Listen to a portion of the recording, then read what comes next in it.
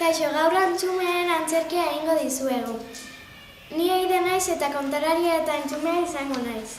Ni Maider naiz eta Antxumea izango naiz. Ni Juan naiz eta Otsoa izango naiz. Ni Pol naiz eta antzerkenetan Antxume txikia izango naiz. Behin batean Antxumeak etxean zeuden. Antxumeak erosketak egitea noa, ez ikitegia inorri. Ados, agur, Agur. Antxumea bakarrik egin. Zein da? Ama naiz. Ez da kasu amaren hotxa. Alde berdi.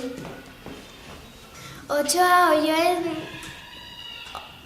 arrautzak jatera joan zen. Orain arrautza jango ditut.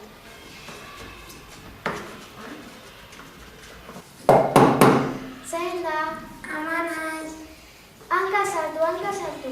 Ez, amak ez dauka hanka gorrela. Alde mendik. Otsoa etxera joan zen eta hurrengo egunean etorri zen. Antxumeen etxera joan aurretik hankak igurtzi zituen irinarekin. Irinarekin orain nire oinak txuriak bihurtuko dira. Zein da? Ama naiz. Hanka sartu. Bai, ama da, sartu. Ama da. Otsoa da! Otsoak Antxumea jan zituen, baina txikia izkutatu zen. Eta salbatu zen. Ama etorri zen eta txikiak gertatu zen guztia esan zion. Non daude Antxume guztia? Otsoaren sabelean.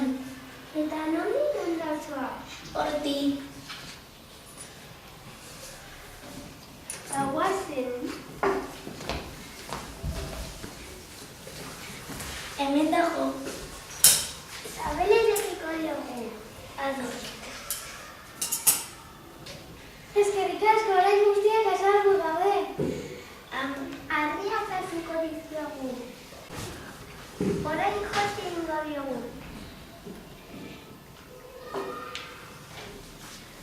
Venga, aguazen.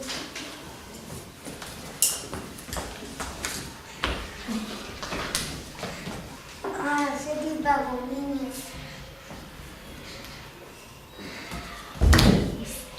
Otsoa ez zen inoiz sartu Antxumea jatea.